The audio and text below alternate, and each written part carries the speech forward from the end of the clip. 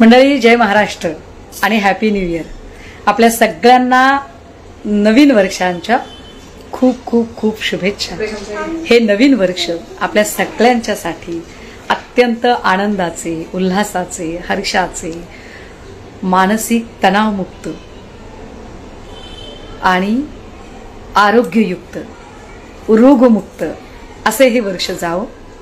मानसिक तणावमुक्त यासाठी की मला असं वाटतंय की येणाऱ्या काळात जे अनेक आजार, अनेक व्याधींनी लोक ग्रस्त असतात ना, त्यातली सगळ्यात मोठी व्याधी काय असेल तर कदाचित येणाऱ्या काळात सगळ्यात जास्त जर कुठला आजार किंवा कुठला व्याधी असेल तर ती मानसिक विकारांची असेल। कारण इतकं जग धकाधकीचं झालेलं आहे की रस्ते डांबरी झाले आणि मन पण डांबरी झाली। कनेक्टिव्हिटीची साधनं जितकी जास्त तयार झालेली आहेत तितकी माणसं एकमेकांपासून जास्त अलगावतेने राहायला लागलेली आहेत। म्हणजे माणसांना जोडण्यासाठी म्हणून रस्ते आले, गाड्या आल्या, वाहनं आली, फोन आले, अगदी एका मिनिटात, एका सेकंदात ज्याला पाहिजे त्याला बघता यावं, बोलता यावं म्हणून आपल्याकडे व्हिडिओ कॉल आले। परंतु या सगळ्यांच्या सोबतच त्याच्यामधली कृत्रिमताही तितकीच वाढत गेली। ज्या कृत्रिमतेने तिची मानसिक तणावमुक्त आयुष्य प्रत्येकाला लाभावं, ते सत्ताधाऱ्यांनाही लाभायला हवं, ते विरोधकांनाही लाभायला हवं, ते सगळ्या पक्षातल्या, सगळ्या संघटनातल्या, सगळ्या विचारधारेच्या, सगळ्या स्तरातल्या, सगळ्या क्षेत्रातल्या, सगळ्या जाती धर्माच्या, सगळ्या मुला माणसांना, सगळ्या आयाबायांना, या सगळ्यांना ह्या नवीन वर्षामध्ये ही मानसिक तणावमुक्तता लाभणे जास्त गरजेचे आहे असे मला वाटते। आता एक दुसरी बाब की या नवीन वर्षामध्ये काही तुमचे संकल्प असतील आणि तुम्ही ते ठरवलेले असतील, काहींचे संकल्प अगदी दुपारपर्यंत बारगळलेलेही असतील, आहे की नाही। मला वाटतं की तुमच्यासोबत मी माझेही संकल्प शेअर करायला हवे। राज मानवते आणि काहीतरी रवींद्र उतेकर, आपल्यालाही नवीन वर्षाच्या शुभेच्छा। संकल्पांचा जरा चर्चा आपल्या सगळ्यांच्या सोबत करावी म्हटलं। मी माझा नवीन वर्षाचा संकल्प ठरवलेला आहे, तो म्हणजे संपूर्ण सामाजिक स्वास्थ्याची लढाई। आपण जेव्हा लढायचा प्रयत्न करतो की महाराष्ट्र किंवा भारत ड्रग्जमुक्त झाला पाहिजे, व्यसनमुक्त झाला पाहिजे, माणसं माणसांपासून दुरावली नाही पाहिजे, तर हे सगळं सामाजिक स्वास्थ्य जपण्याची लढाई जेव्हा आपण करतो तेव्हा सामाजिक स्वास्थ्य जपत असताना स्वतःचे स्वास्थ्य सुद्धा तितकेच महत्त्वाचे। त्यामुळे स्वतःच्या स्वास्थ्याकडेही लक्ष द्यायचे आणि ठरवून द्यायचे, हा एक महत्त्वाचा संकल्प। आणि त्यासाठी म्हणून व्यायामाची वेळ अजिबात न चुकवणे, 100% ती वेळ पाळायची आहे की आपण एवढ्या सगळ्या लोकांना, एवढ्या सगळ्या असाइनमेंटने वेळ देतोय, तर स्वतःसाठीचा किमान 1-1.5 तासाचा वेळ काढून ठेवणे, आरोग्याची पथ्य सांभाळणे आणि जगण्यासाठी खायचे की खाण्यासाठी जगायचे यावरती लक्ष देणे।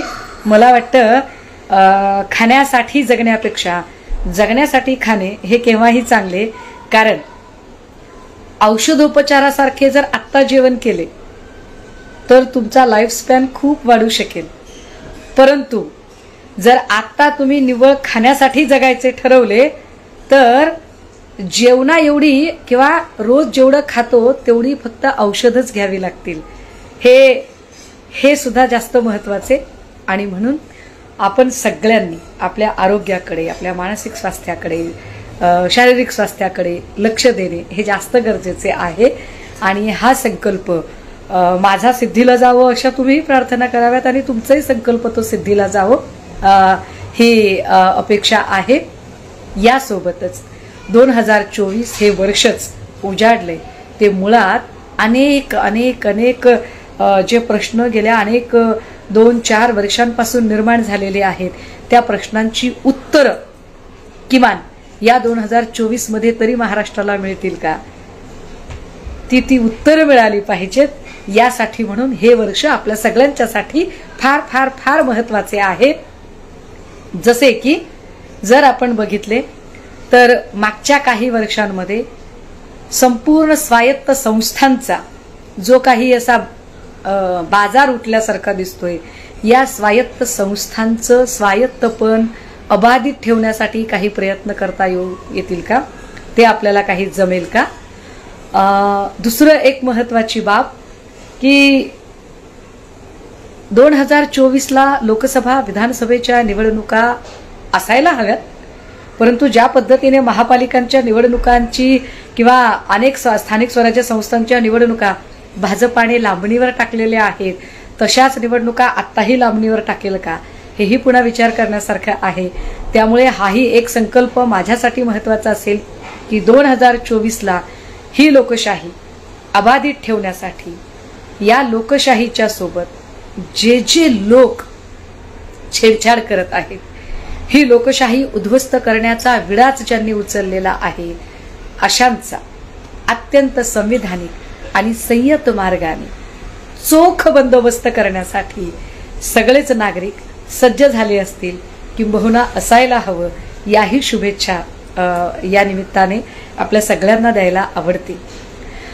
आपल्या सगळ्यांच्या सोबत अनेक गोष्टी घडत राहतात, अनेक बाबींवरती आपण सातत्याने चर्चा करत राहतो, परंतु आपण कधीतरी आपल्या स्वतःशी संवाद साधलाय का? म्हणजे दुसऱ्यांच्या मनची बात ऐकायला काही लोक कंपल्सरी फक्त बॉसला दाखवण्यासाठी म्हणून इथे थांबून मन की बात ऐकली, तिथे थांबून मन की बात ऐकली, परंतु हे सगळं आपण जनरित सांभाळण्यासाठी करतोय. खरंच आपल्या मन की बात आपण ऐकली आहे का? मला वाटतं हे वर्ष याही अर्थाने महत्वाचं असेल की आपला एक इन्नर कॉन्शियस आपण जागा करूया की तुमचा आतला विवेक तुम्हाला काय सांगत आहे, तुमचा इनर कॉन्शियस तुम्हाला काय सांगत आहे, ते जास्त महत्वाचे आहे. कारण तुम्ही सगळ्या समूहाच्या नजरेत खोटे ठरलात, चुकीचे ठरलात तरी हरकत नाही. तुम्ही तुमच्या आप्त स्वकीयांच्या गुरुजनांच्या नजरेत चुकीचे ठरलात तरी हरकत नाही. पण आरशासमोर उभे राहिल्यावर तुम्ही तुमच्या नजरेला नजर भिडवू शकता का, हे जास्त महत्वाचे आहे. कारण जो माणूस स्वतःशी सुद्धा प्रामाणिक राहू शकत नाही, तो जगात कुणाशीच प्रामाणिक राहू शकत नाही. त्यामुळे किमान आपण आपल्याशी प्रामाणिक राहतोय का, आपण आपल्याशी संवाद साधतोय का, आपण आपलं म्हणणं ऐकून घेत आहोत का? आपलं म्हणणं ऐकून घेतलं तर आपण कदाचित दुसऱ्यांचं म्हणणं ऐकण्या इतकी मानसिकता तयार करू शकू. आपला स्वतःशी संवाद असेल चांगला तर आपण इतरांशी संवाद साधण्याचा प्रयत्न करू. आपण स्वतःवर प्रेम करत असू तर आपल्याला इतरांवर प्रेम करता येईल. ज्या माणसांना स्वतःवरच प्रेम करता येत नाही, ती माणसं इतरांवरही प्रेम करू शकत नाहीत. आणि जी माणसं स्वतःचा सेल्फ रिस्पेक्ट करू शकत नाही, स्वतःचा सन्मान राखू शकत नाहीत, ती माणसं इतरांचाही सन्मान राखू शकत नाहीत. त्यामुळे आधी स्वतःला सन्मान राखता येतो का, स्वतःचा स्वाभिमान स्वतःला सांभाळता येतो का? सुशीलाताई मोराळे, नवीन वर्षाच्या शुभेच्छा तुम्हाला, बीडवरून बघतायत त्या. त्यामुळे आपला स्वतःचा सन्मान सांभाळणं. मला या संबंधाने एक किस्सा आठवतो, तो आहे पेरियार रामास्वामी नायकर यांचा. पेरियार रामास्वामी नायकर यांना दक्षिण भारताचे आंबेडकर म्हणून ओळखलं जायचं. दक्षिण भारताच्या एकूण चळवळीमध्ये त्यांनी जी मुवमेंट सुरू केली होती ती सेल्फ रिस्पेक्ट मुवमेंट सुरू केली होती. आणि त्या सेल्फ रिस्पेक्ट मुवमेंटमध्ये सगळ्यात महत्वाचं एक फार छान घटना घडली की तिकडच्या लोकांना जे काही दलित आणि अस्पृश्य म्हणवले जातात, भाजपचे प्रवक्ते विनोद वाघजी हे लाईव्ह बघत आहेत. विनोद भैया, नवीन वर्षाच्या शुभेच्छा. सगळे पक्षीय अभिनिवेश बाजूला ठेवून आणि अगदी तुम्ही सत्ताधाऱ्यांच्या सोबत असलात तरी सुद्धा आमच्याकडून तुम्हाला नवीन वर्षाच्या खूप खूप शुभेच्छा. हा, तर दक्षिण भारतातले जे काही शूद्र म्हणवले जाणारे, दलित म्हणवले जाणारे, अस्पृश्य म्हणवले जाणारे, या सगळ्यांची एक मुवमेंट चालू होती. त्यांना कुणी मंदिरात प्रवेश देत नव्हतं. दैनिक मराठवाडा नेताचे संपादक रामेश्वर बद्दरजी हे लाईव्ह बघत आहेत. बद्दर सर, तुम्हाला सुद्धा आणि तुमच्या संपूर्ण दैनिक मराठवाडा नेताच्या परिवाराला नवीन वर्षाच्या खूप खूप शुभेच्छा. मी असं सांगत होते की दक्षिण भारतामध्ये एक महत्वाची चळवळ मंदिर प्रवेशासाठी सुरू झाली, कारण तिथल्या दलित, अस्पृश्य, शूद्र मंडळींना कुणीही मंदिरात जाऊ देत नव्हतं. तेव्हा काय करावं? हे सगळेच्या सगळे लोक पेरियार रामास्वामींकडे गेले. आणि पेरियारांनी त्यांना प्रश्न विचारला की काय करायचंय तुम्हाला, तर ते म्हणाले आम्हाला देव बघायचाय, हे लोक आम्हाला देवाला जाऊ देत नाहीत, आम्हाला मंदिरात प्रवेश करू देत नाहीत, मग आम्ही काय करावं. पेरियार रामास्वामी नायकरांनी म्हटलं चला आपण आपलं मंदिर बांधूया, ते आपल्याला त्या मंदिरात जाऊ देत नाहीत ना, आपण आपलं मंदिर बांधूया. आणि स्वतःचं मंदिर बांधायची सुरुवात झाली. सगळं मंदिर बांधून पूर्ण झालं. आता मंदिरात मूर्ती कुणाची ठेवायची हा प्रश्न निर्माण झाला. मंदिरातल्या मूर्तीच्या संदर्भाने खूप चर्चा झाल्या. त्यावर हे सगळे जे शूद्र जीव होते ते पेरियार यांना म्हणाले आम्ही तर देवच बघितला नाही, तो 2 हाताचा का 4 हाताचा का 3 हाताचा का, आम्ही काहीच बघितलेलं नाही, आम्हाला कसं कळणार की कोणता देव ठेवायचा मंदिरात. ते पेरियार रामास्वामी नायकरांना या सगळ्यांना काही शिकवायचं होतं आणि त्यांनी एक छान कल्पना त्यांना सुचली. मंदिराच्या गाभाऱ्यात एक भला मोठा आरसा लावला गेला आणि प्रत्येकाला सांगितलं गेलं आता जा आणि दर्शन घ्या. 1 बाय 1 प्रत्येक जण मंदिरात जात होता. 1 बाय 1 प्रत्येक जण गाभाऱ्यात पोचत होता. गाभाऱ्यात पोचल्यानंतर अत्यंत भक्तिभावाने तो नमन करण्यासाठी खाली वाकायचा, वर बघायचा व समोर आरसा दिसायचा आणि आरशामध्ये स्वतःच प्रतिबिंब दिसायचं आणि प्रत्येक जण मग बाहेर यायचा. पेरियार यांनी विचारलं गेलात आत, घेतलं दर्शन, काय दिसलं. त्या सगळ्यांनी सांगितलं अहो आत गेलो आणि आत आम्हालाच नमस्कार केला, आम्हालाच बघितलं. पेरियार रामास्वामी म्हणाले याची जास्त गरज आहे तुम्हाला, कारण तुम्हाला स्वतःचा सन्मान कळला पाहिजे. ज्यांना स्वतःचा सन्मान कळतो ते इतरांचा सन्मान राखू शकतात. मुळात आपल्या स्वाभिमान, आपल्या सन्मानाची चळवळ आपल्याला उभी करायची आहे. राजे हो, सध्या कुणा एका व्यक्तीचा नाही तर सगळ्या महाराष्ट्राचा सन्मान जणू पणाला लागलाय. सगळ्या महाराष्ट्राची अस्मिता जणू पणाला लागली आहे. महाराष्ट्रातला एक उद्योग बाहेर नेला जातोय. महाराष्ट्रातली एक महत्वाची व्यापारी केंद्र ही महाराष्ट्राच्या बाहेर नेली जात आहे. 2 दिवसापूर्वी मी मुंबईच्या टर्मिनल 1च्या विमानतळावर उतरले आणि विमानतळाच्या बेल्टवरून माझं सामान घेण्यासाठी म्हणून मी थांबले. जाहिराती तिथे सरकत होत्या डिस्प्लेला आणि एक जाहिरात होती ज्याच्यामध्ये मोदीजींचा चेहरा होता, बाजूला गुजरातच्या मुख्यमंत्र्यांचा चेहरा होता आणि त्यात लिहिलेलं होतं की व्हायब्रंट इंडिया, इथून पुढे भारताचं व्यापार केंद्राचं प्रवेशद्वार हे गुजरात असेल, म्हणून अभिमानाने म्हणा गुजरात आमचा आहे. महाराष्ट्रात गुजरात नो डाऊट भारताचाच भाग आहे, परंतु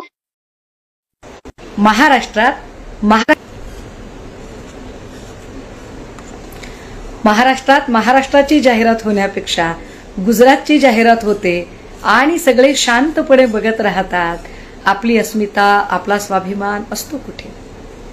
अजून एक गोष्ट, जशी आपल्याला आपली अस्मिता आणि आपला स्वाभिमान महत्वाचा असतो ना, तसा आपल्याला इतरांचा सुद्धा सन्मान राखता आला पाहिजे. आणि इतरांचा सन्मान राखण्यासाठी इतरांच्या सगळ्या परंपरांचा, सगळ्या काय म्हणता येईल, विविध जात, धर्म, परंपरा यांचा सुद्धा मान राखता आला पाहिजे. पण मागच्या काही वर्षांमध्ये ज्या पद्धतीचं वातावरण तयार झालंय ते इतकं घाणेरडं, इतका चिखल झालाय की जाणीवपूर्वक जातीचे कंपार्टमेंट उभं करणं हेच काहीतरी राजकारणाचा महत्वाचा अजेंडा आहे की काय असं वाटायला लागलं. तुमच्यापैकी किती जणांना माझ्या मताशी सहमती दर्शवावीशी वाटते की ज्या अधिवेशनावर करोडो रुपये खर्च केले जातात त्या अधिवेशनामध्ये पब्लिक ओरिएंटेड इश्यू चर्चेलाच आले नाही. म्हणजे तुम्ही आठवून बघा, अधिवेशनाच्या पहिल्या दिवशी सांगा मलिक कुणाचे, मलिक कोणत्या बाकावर बसले यावर चर्चा सुरू झाली. तुम्हाला काय वाटतं, मलिक कोणत्या बाकावर बसले ही चर्चा जास्त महत्वाची होती की महाराष्ट्रातल्या अनेक शाळेतल्या मुलांना बाकच बसायला मिळत नाहीत ही चर्चा जास्त महत्वाची होती? मला वाटतं महाराष्ट्रातल्या अनेक मुलांना अजूनही शाळेत बसायला बाक नाहीयेत यावर चर्चा होणं गरजेचं होतं, पण ती झाली नाही. मग तुम्ही अजून एक बातमी ऐकली सरत्या वर्षाला की कुठल्या तरी एका वाहिनीच्या पत्रकारांना अगदी रडू कोसळले, राम मंदिराच्या तिथे रडू कोसळले. खरं तर पत्रकार म्हणून किंवा व्यक्ती म्हणून त्यांच्या भावभावनांबद्दल आपल्या मनात प्रचंड आदर आहे, असायला हवा, संवेदनशीलता जपायला हवी. पण कधीतरी त्या पत्रकार भगिनी तरी या गोष्टीचा विचार करतात का की जेव्हा हाथरसमध्ये एका पोरीला अक्षरशः प्रताडित केलं जातं आणि तिचं प्रेत तिच्या कुटुंबाच्या हवाली न करता पोलीसच परस्पर जाळून टाकतात, तेव्हा डोळ्यात पाणी येतं का? कोरोनाच्या महाभयंकर काळामध्ये गुजरातमध्ये प्रेत रस्त्यावर जाळली जातात किंवा उत्तर प्रदेशमध्ये प्रेत नदीवर तरंगतात, तेव्हा डोळ्यात पाणी आलं का? उत्तर प्रदेश गोरखपूरमध्ये 59 बालकं ऑक्सिजन वाचून तडफडून मेली, तेव्हा डोळ्यात पाणी आलं का? समृद्धी महामार्गावर एकदम 28 जीव गेले. एकीकडे त्या महामार्गातल्या अपघातात ज्यांचे जीव गेले त्यांची हाडं सुद्धा सापडली नव्हती. अक्षरशः DNA करून त्यांची ओळख पटवण्याचा प्रयत्न केला जात होता आणि शरीर इतकी छिन्न विछिन्न झाली होती की सगळ्यांचा एकत्रित सामूहिक अंत्यविधी करायचं ठरवलं.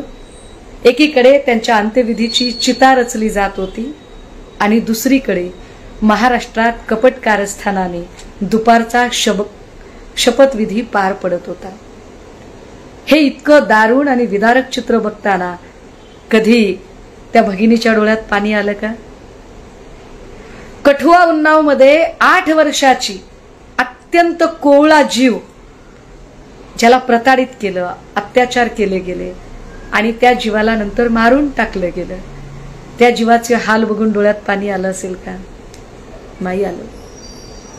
दिल्लीच्या बॉर्डरवर शेकडो शेतकऱ्यांनी आंदोलनात आपले प्राण गमावले. काही शेतकऱ्यांना तर एका खासदार पुत्राने गाडी खाली चिरडून मारले, तेव्हा तरी डोळ्यात पाणी आलं का? नाही आलं. महाराष्ट्रामध्ये कित्येक अशा घटना घडल्या की एका माय माऊलीचा म्हणजे तिची हत्या केली गेली, तिचे तुकडे तुकडे केले गेले, ते तुकडे फ्रीजमध्ये ठेवले गेले, त्यातले रोज काही तुकडे काढून कुकरमध्ये शिजवले गेले, मिक्सरमधनं बारीक केले गेले आणि ते कुत्र्यांना खाऊ घातले. एवढी करून कहाणी बघून त्या भगिनीच्या डोळ्यात पाणी आले का? नाही आले. त्याच्याही पुढे बिल्किस बानो, ज्या बिल्किसवर 5 ते 7 लोकांनी सामूहिक बलात्कार केला, तिचं बाळ अक्षरशः दगडावर आपटून मारलं आणि ती न्यायाच्या प्रतीक्षेत राहिली, पण तिला शेवटपर्यंत न्याय मिळाला नाही. तिच्या त्या सगळ्या बलात्कारी आरोपींना निर्दोष मुक्तता दिली गेली आणि भाजपचे लोक त्यांना मिठाया भरवत होते. एका बहीण आई म्हणून एका महिलेची विटंबना बघून एका महिला पत्रकार भगिनीच्या डोळ्यात पाणी आलं का? नाही आलं. अगदी तीच महिला भगिनी जेव्हा या देशाची अस्मिता, जे आमचे सगळे खेळाडू आहेत, जे पुरस्कार विजेते आहेत, की ती माऊली रडत रडत आपले बूट काढून ठेवते, ती रडायला लागते, तिचे ते अश्रू बघून तरी डोळ्यात पाणी आलं का? नाही आलं. डोळ्यात पाणी येण्यासाठी मणिपूरच्या 2 माय माऊल्यांना नागवलं गेलं, नग्नधिंड काढली गेली. चला, मणिपूर तुम्हाला खूप लांबचं वाटतंय. महाराष्ट्रात बीड जिल्ह्यामध्ये एका पारधी समुदायातल्या माय माऊलीला भाजपच्या आमदार आणि आमदार पत्नीने अक्षरशः नग्न विवस्त्र करत रस्त्यांनी पळवलं. डोळ्यात पाणी आलं का? नाही आलं.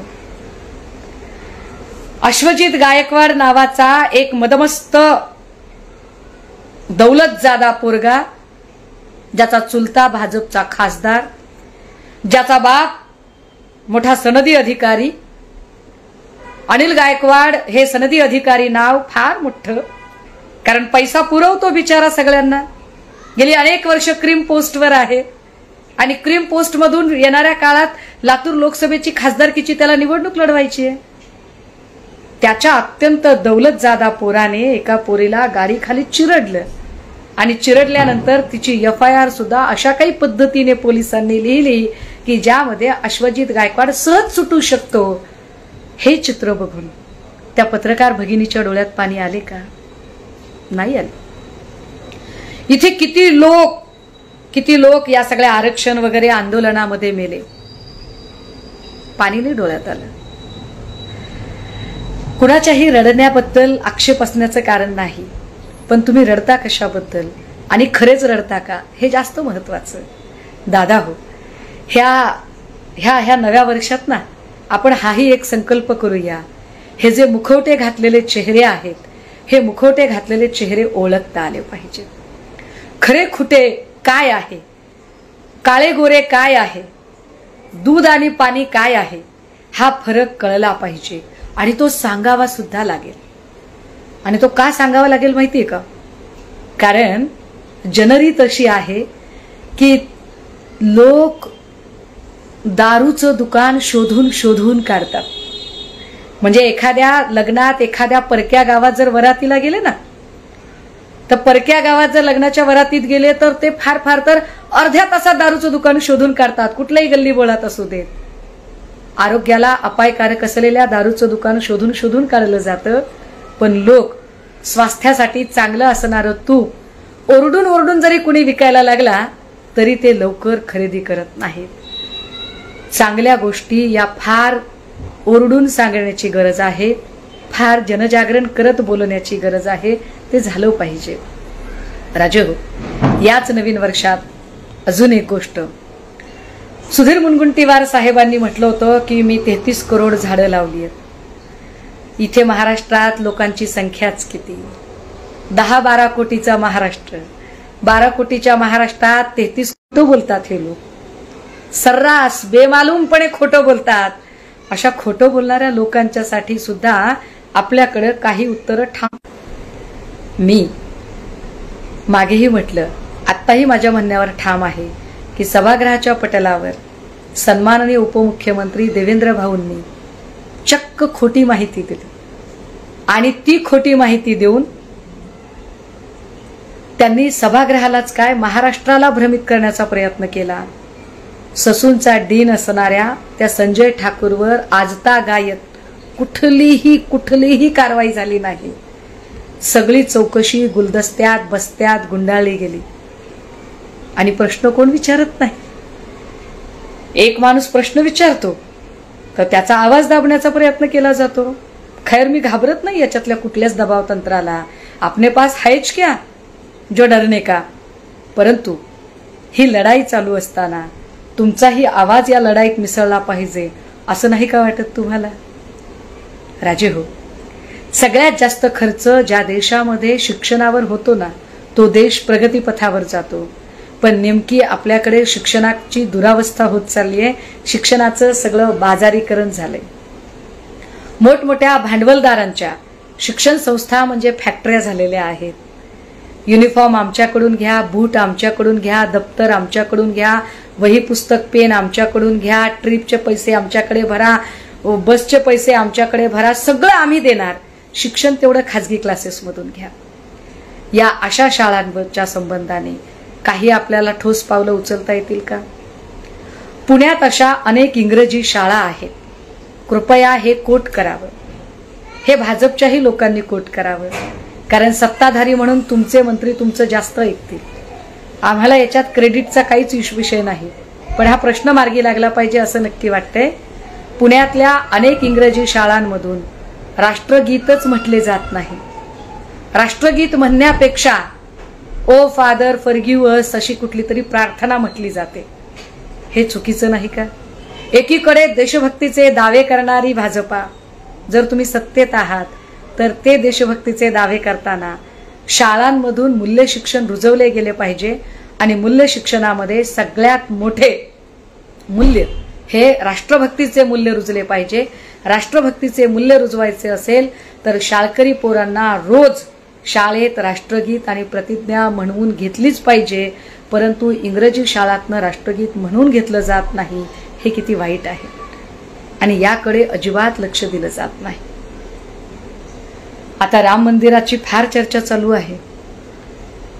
मंदिरं बांधावी का नाही बांधावी का या सगळ्या विषय अलहिदा ठेवूया. पण यात एक नरेटिव्ह सेट करण्याचा प्रयत्न केला गेला. 70 वर्षानंतर रामाला घर मिळाले. मला कुतूहलाने प्रश्न पडला, मग 70 वर्षाच्या आधी राम कुठे होते? 70 वर्षानंतर रामाला घर मिळाले, मग 70 वर्षाच्या आधी घर कोणी दिले होते? मुळात जर राम सर्वशक्तिमान, सर्वव्यापी, सर्वज्ञानी, तर राम इतका हतबल आहे का की त्याला मोदींनीच घर द्यावे? उलट मोदींसारख्या कित्येक लोकांचं राजकीय बस्तान श्रीरामाचे नाव घेत घेत राजकारण करत या लोकांनी आपले राजकीय बस्तान बसवले. दादा हो, राजकारणाचं आध्यात्मिकरण व्हावं हरकत नाही, पण अध्यात्माचे राजकारण जेव्हा होते तेव्हा ते वाईट असते. याच्यावर कुणी बोलेल का? मी फक्त काही विषय टाकून ठेवते, बघा तुम्हाला जमलं तर, जसं जमेल तसं याच्यावर बोलायला. आता कोरोनाचा भीती दाखवली जात आहे. काल मला एक फार महत्वाची व्यक्ती बोलताना असं सांगत होती की बघा ताई म्हणे, आता कोरोनाचे 5 रुग्ण दाखवले, हळूहळू ते 20 रुग्ण दाखवतील, मग कोरोनात 10-5 लोक मेल्याची बातमी दाखवतील, मग एकदम धपाधप धपाधप कोरोनाची लाट आली, कोरोनाची लाट आली असं म्हणत सगळ्यांनाच भयभीत करून सोडतील. जमल्यास सगळ्या प्रकारची आरक्षण आंदोलनं सुद्धा थांबवण्याचा प्रयत्न होईल आणि आपण काहीच करू शकणार नाही, कारण प्रचार नीती त्यांच्याकडे अत्यंत प्रभावी आहे. काय याच्यासाठी तुम्ही प्रिपेअर आहात का? नवीन वर्षामध्ये सोशल मीडियाचा वापर आम्ही अत्यंत डोळसपणे करू. व्हॉट्सअप युनिव्हर्सिटीतनं आलेले मेसेजेस आम्ही आधी चेक करू, मग त्याला फॉरवर्ड करायचं की नाही ते ठरवू. हे एवढं भान आपल्याकडे येईल का? मी जी काही मांडणी करते ती महाराष्ट्रातल्या अत्यंत सर्वसामान्य कष्टकरी वर्गातली, जे कष्टकरी वर्गातली लेकरं आहेत, ज्यांचे प्रश्न महत्वाचे आहेत. कारण पुण्यामध्ये अनेक असे कष्टकरी मुलं आहेत की जी मुलं आपल्या नोकरीसाठी म्हणून इथे येतात, शिक्षणासाठी म्हणून येतात, पण त्यांची अवस्था आत्ता, त्यांचे राहण्याचे प्रश्न, खाण्याचे प्रश्न हे गंभीर बनत चाललेले, त्यांच्या सुरक्षेचा प्रश्नही गंभीर आहे. आणि अशा सगळ्या परिस्थितीत शासन मात्र ना लवकर जागा काढत आहे, ना नोकर भरतीचा प्रश्न मार्गी लागत आहे.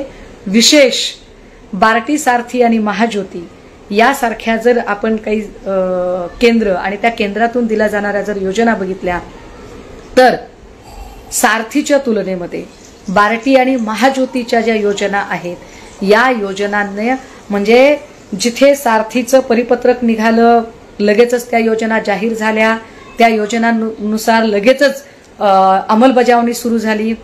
पण बार्टी आणि महाज्योती यांच्यातल्या कित्येक संशोधक विद्यार्थ्यांना त्यांचं रजिस्ट्रेशन झालं, त्यांचे विषय अलाउड झाले, त्यांचे विषय जाहीर होऊन त्यांच्या संशोधन कार्याला सुरुवात झाली. बरं, संशोधन कार्य करताना त्यांच्याकडून लिहून घेतलं जातं की तुम्ही संशोधन कार्य करताना इतर कुठलंही काम करायचं नाही, त्यामुळे ती पोरं फक्त आणि फक्त संशोधन कार्य करतात. मग त्या संशोधन कार्यासाठी काही स्टायफंड देणं सरकारने अपेक्षित आहे, जे ऑलरेडी तुमच्या बजेटमध्ये मंजूर आहे. म्हणजे कुठल्याही मंत्र्याला आपल्या खिशातनं काढून द्यायचे नाहीयेत, परंतु आपल्या बजेटमध्ये मंजूर असणाऱ्या गोष्टी सुद्धा बार्टी आणि महाज्योतीच्या विद्यार्थ्यांना मिळत नाही. मला फार आश्चर्य वाटते. बार्टीमध्ये असणारी ग्रंथालय आणि त्या ग्रंथालयातल्या एकूण पुस्तकांकडे जर बघितलं तर काही पुस्तकं जुनी आहेत ती आहेतच, पण नवीन पुस्तकांचा जर भर बघितला तर डिस्प्लेला पुस्तकं कोणती लावली आहेत, मृत्यूनंतर काय असते,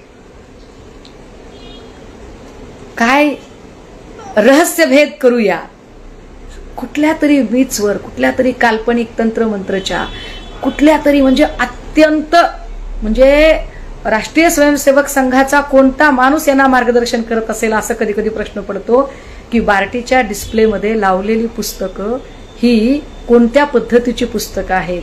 जर बार्टी हे फक्त आणि फक्त doctor Babasaheb Ambedkar research training institute म्हणून सांगितलं गेलेलं आहे आणि तिथे फुले शाहू आंबेडकरी चळवळीशी संबंधितच पुस्तकं किंवा साहित्य उपलब्ध असायला हवं असं सांगितलेलं आहे, किंबहुना त्यांच्या बायलॉजमध्ये ती गोष्ट आहे, तर मग तिथल्या पुस्तकांची अचानक नावं, कंटेंट बदलतात कसे?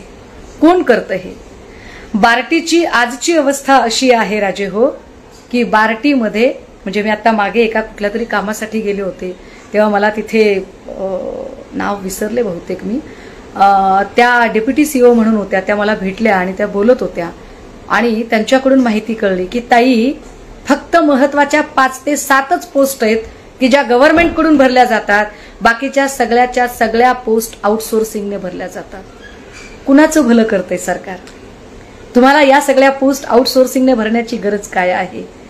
कारण ज्यांना आरक्षण नीती संपूर्ण संपुष्टात काढायची आहे, म्हणजे जे लोक आरक्षण मागण्यासाठी बोलत आहेत त्या सगळ्यांनी समजून घ्यावं.